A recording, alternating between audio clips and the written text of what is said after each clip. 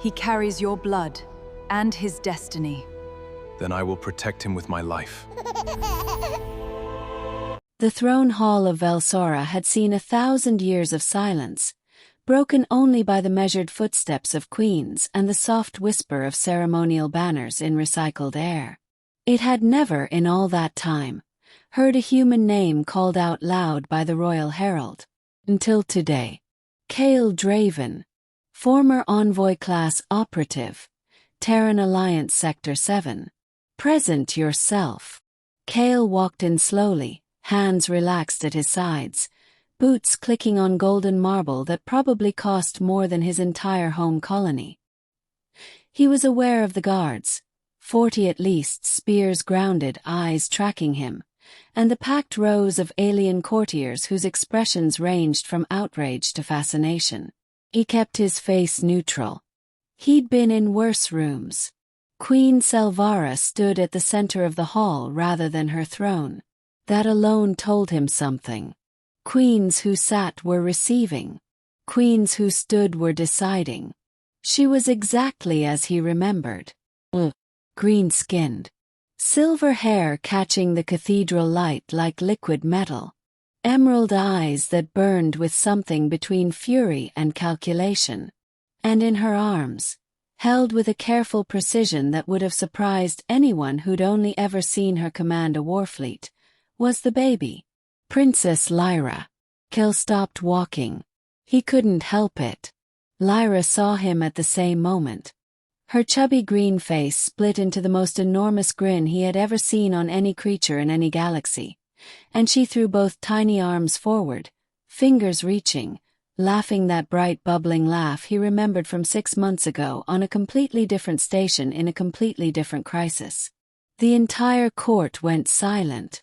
Queen Vel'Sora's eyes moved from her daughter's outstretched hands to the human standing 20 feet away.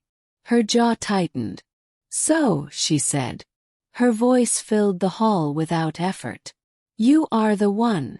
6 months earlier, Cael hadn't known he would end up babysitting royalty. He'd been assigned to Relay Station Orvith as a routine diplomatic transfer escort, a job so low stakes that his supervisor had described it as glorified taxi duty. The package he was escorting was listed in the manifest as diplomatic cargo, category sensitive. He'd opened the container to find a green baby staring up at him with glowing eyes and absolutely no context provided. The emergency beacon on the station had already triggered. Whatever attack had hit the diplomatic vessel that was supposed to collect her had happened fast. Communications were down. Cael had 48 hours alone with a royal infant he hadn't known existed, in a station going to backup power, with nothing in his training that covered this specific scenario. He'd managed. Just barely, but he'd managed.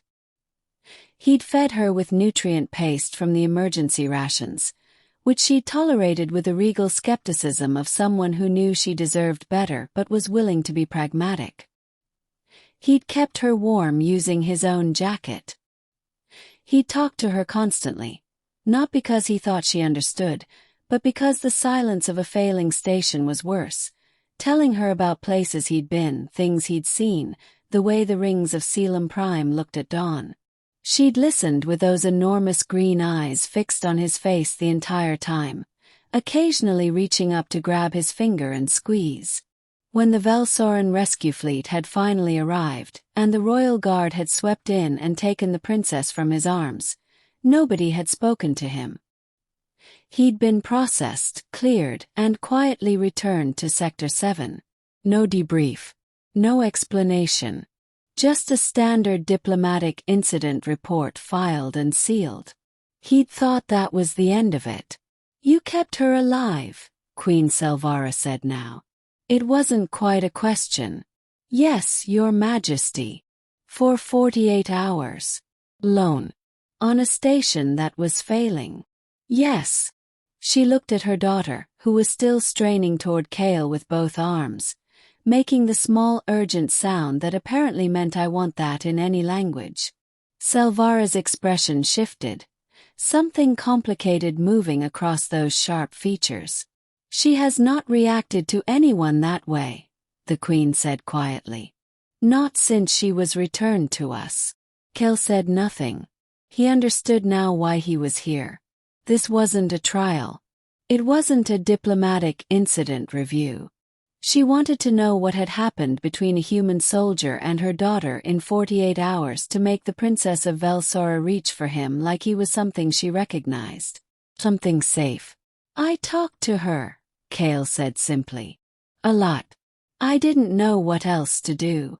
"About what?" "Everything. Nothing important." He paused. "I told her about the rings of Caelum Prime." Queen Vel'Sora was still for a long moment. Then she stepped forward, crossed the distance between them, and held her daughter out. Not to a guard. Not to the royal attendant who hovered 3 steps behind her. "Kill." The court erupted. Whispers, gasps. The sharp sound of a spear shaft struck against marble in protest from somewhere in the ranks. Vel'Sora didn't look at any of them.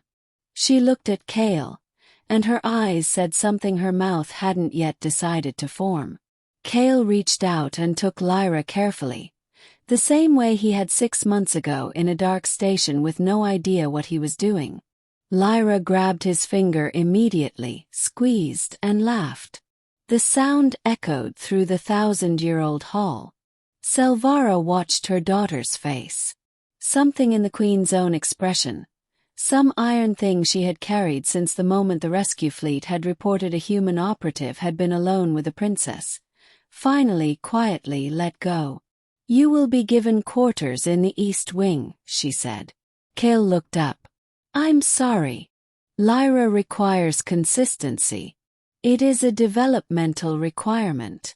Vel'Sora turned back toward her throne, silver hair sweeping behind her. "You will stay. Until further notice." He sat. Court resumed around him. Cael stood in the center of the Golden Hall, holding a royal alien infant who was trying to eat his collar, and thought that his supervisor had been very, very wrong about this being low stakes. Lyra laughed again. He smiled.